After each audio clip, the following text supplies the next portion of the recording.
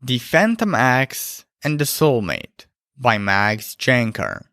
If you have low self-esteem and droves of limiting beliefs and insecurities, your breakup's aftermath will likely compel you to respond in one of two ways. You'll either start idealizing your ex, thinking they're the love of your life, the one that got away, or you'll convince yourself that your soulmate, your perfect partner, is just around the corner. The former response is coined the Phantom Ex response, the latter the soulmate response.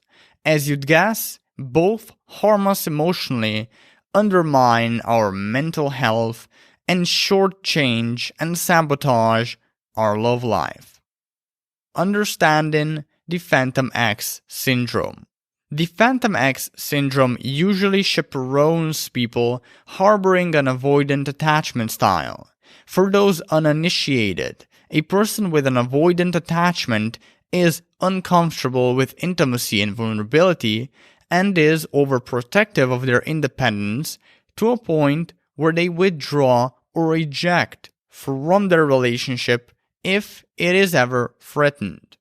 The Phantom Ex syndrome propels people to lift up their ex on a pedestal, minimize their flaws, and amplify their positive traits. It also makes them romanticize the relationship they had with them.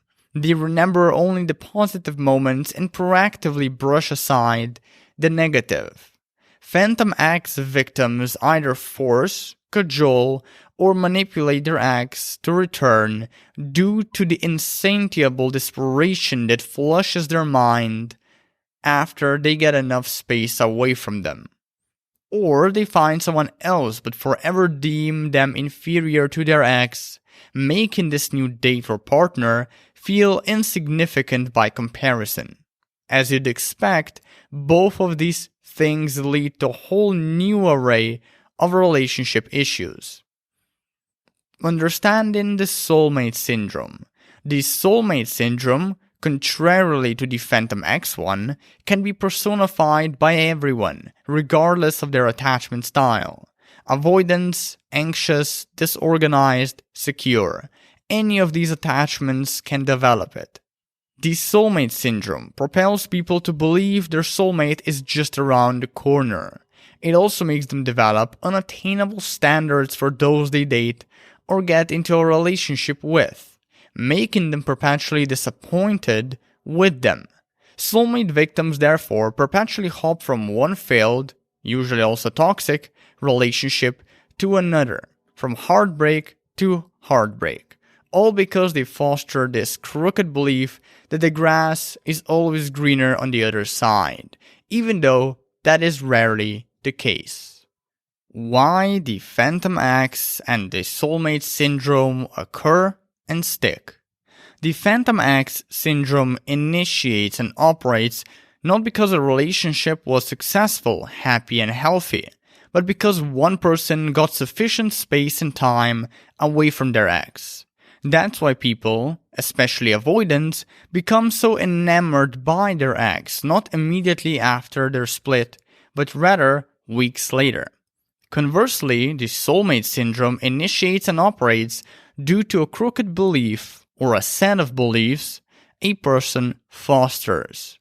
These are usually developed because of continual exposure to toxic romanticist culture, the hallmark of it being popular romantic movies, songs, and novels, mainly anything that has to do with Disney. The biggest problem with these two responses is that they prevent people from forming healthy relationships. The Phantom Ex victims waste weeks or months chasing after an ex, which only turns their ex off, or trying to find someone who measures up to them, which in their case is virtually impossible, whereas the soulmate victims waste weeks or months hunting down the perfect relationship, a relationship that doesn't exist. Overcoming the Phantom Ex syndrome. To overcome the Phantom Ex syndrome, stop and acknowledge that a breakup is always a sign of incompatibility, and realize your ex was probably never a viable option. Sure, some people can work things out with their ex, but that's a silent minority, and you're likely not in it.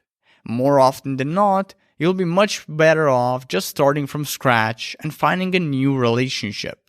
And since most people suffering from the phantom ex syndrome are avoidants, they can also work on shifting their attachment style to a more secure variant.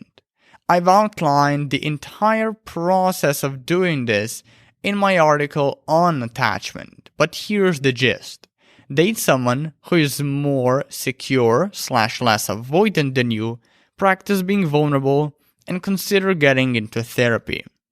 Overcoming the soulmate syndrome. To overcome the soulmate syndrome, stop and acknowledge that there are no soulmates. There are only random people who stumble upon each other on random occasions in the timelines of their random life.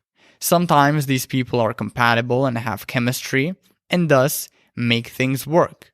Other times that's not the case, and they stop dating or break up. And to play devil's advocate, even if you do, by some miracle, find your quote-unquote ideal partner and cultivate a relationship with them. Know that that relationship will likely change over time. Sometimes it will change for the better. Other times it will change for the worst. Someone who is an ideal fit for you now may not be an ideal fit for you 5 or 10 years later. Never forget this. Finding love realistically. Once you successfully fend off the phantom ex or the soulmate syndrome, there is only one thing left to do if your goal is to find love, and that's being realistic. So here is some practical advice. You're never gonna find someone perfect because there is no one perfect. Not your ex, not your 46th date. Everyone has emotional baggage and insecurities. Everyone has values, beliefs, and goals somewhat different from yours. Your job isn't to find someone who is 100% what you want. Your job is to find someone who is 70 to 80% of what you want and forget about the other 20 to 30%. My best suggestion, pick 3 to 5 traits you want in a partner that are unnegotiable. Then strive to meet someone with them. And consider every other trait you like about them as a bonus, and every frustrating one as a challenge in compromise and acceptance. A challenge that makes you a better partner and ultimately a better person.